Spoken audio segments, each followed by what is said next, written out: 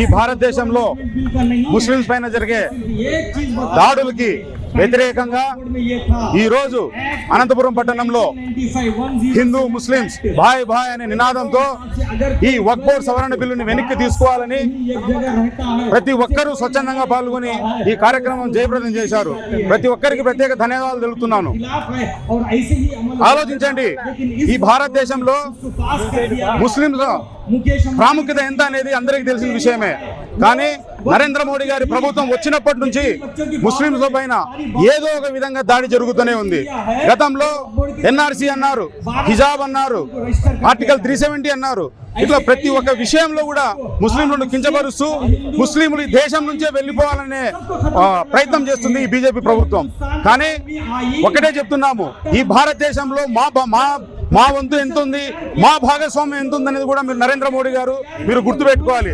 అదేవిధంగా ఈ వక్ఫ్ బోర్డు సవరణ బిల్లుకు సంబంధించి పార్లమెంట్లో కానీ లోక్సభలో కానీ ప్రవేశపెట్టినప్పుడు మన దురదృష్టం ఏమంటే మన కూటమి ప్రభుత్వమైన చంద్రబాబు నాయుడు గారు సీఎం గారు కూడా దాన్ని మద్దతు తెలపడము చాలా విడ్డూరం.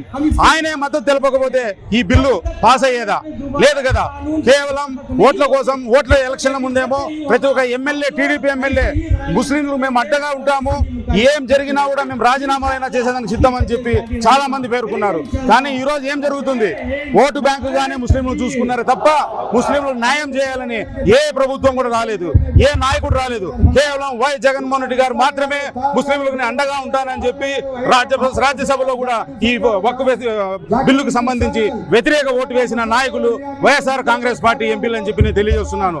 మరొక విషయం తెలియజేస్తున్నాను, ఖచ్చితంగా రాబోయే కాలంలో ఈ వక్ఫ్ సవరణ బిల్లుకు వెనక్కి తీసుకునేదాకా కూడా పెద్ద ఎత్తున మేము ప్రజల పక్షాన వెళ్తాము, ప్రజలతో కలిసి పోరాడదామని చెప్పి తెలియజేస్తున్నాను. ఈ భారతదేశంలో ముస్లింస్ పైన జరిగే దాడులకి వ్యతిరేకంగా ఈ రోజు అనంతపురం పట్టణంలో హిందూ ముస్లిమ్స్ భాయ్ భాయ్ అనే నినాదంతో ఈ వక్ఫ్ బోర్డు సవరణ బిల్లుని వెనక్కి తీసుకోవాలని ప్రతి ఒక్కరూ స్వచ్ఛందంగా పాల్గొని ఈ కార్యక్రమం జయప్రదం చేశారు. ప్రతి ఒక్కరికి ప్రత్యేక ధన్యవాదాలు తెలుపుతున్నాను. ఆలోచించండి, ఈ భారతదేశంలో ముస్లింల ప్రాముఖ్యత ఎంత అనేది అందరికీ తెలిసిన విషయమే. కానీ నరేంద్ర మోడీ గారి ప్రభుత్వం వచ్చినప్పటి నుంచి ముస్లింల పైన ఏదో ఒక విధంగా దాడి జరుగుతూనే ఉంది.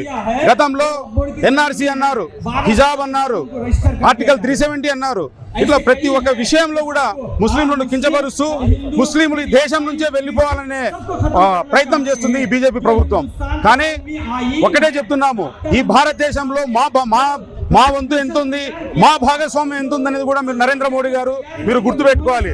అదేవిధంగా ఈ వక్ఫ్ బోర్డు సవరణ బిల్లుకు సంబంధించి పార్లమెంట్లో కానీ లోక్సభలో కానీ ప్రవేశపెట్టినప్పుడు మన దురదృష్టం ఏమంటే మన కూటమి ప్రభుత్వమైన చంద్రబాబు నాయుడు గారు సీఎం గారు కూడా దాన్ని మద్దతు తెలపడము చాలా విడ్డూరం. ఆయనే మద్దతు తెలపకపోతే ఈ బిల్లు పాస్ అయ్యేదా? లేదు కదా. కేవలం ఓట్ల కోసం, ఓట్ల ఎలక్షన్ల ముందేమో ప్రతి ఒక్క ఎమ్మెల్యే, టీడీపీ ఎమ్మెల్యే ముస్లింలు మేము అడ్డగా ఉంటాము, ఏం జరిగినా కూడా మేము రాజీనామాలైనా చేసేదానికి సిద్ధమని చెప్పి చాలా మంది పేర్కొన్నారు. కానీ ఈ రోజు ఏం జరుగుతుంది? ఓటు బ్యాంకుగానే ముస్లింలు చూసుకున్నారు తప్ప ముస్లింలు న్యాయం చేయాలని ఏ ప్రభుత్వం కూడా రాలేదు, ఏ నాయకుడు రాలేదు. కేవలం వై జగన్మోహన్ రెడ్డి గారు మాత్రమే ముస్లింలకు అండగా ఉంటానని చెప్పి రాజ్యసభలో కూడా ఈ వక్ఫ్ బిల్లుకు సంబంధించి వ్యతిరేక ఓటు వేసిన నాయకులు వైఎస్ఆర్ కాంగ్రెస్ పార్టీ ఎంపీలు అని చెప్పి నేను తెలియజేస్తున్నాను. మరొక విషయం తెలియజేస్తున్నాను, ఖచ్చితంగా రాబోయే కాలంలో ఈ వక్ఫ్ సవరణ బిల్లుకు వెనక్కి తీసుకునేదాకా కూడా పెద్ద ఎత్తున మేము ప్రజల పక్షాన వెళ్తాము, ప్రజలతో కలిసి పోరాడదామని చెప్పి తెలియజేస్తున్నాను.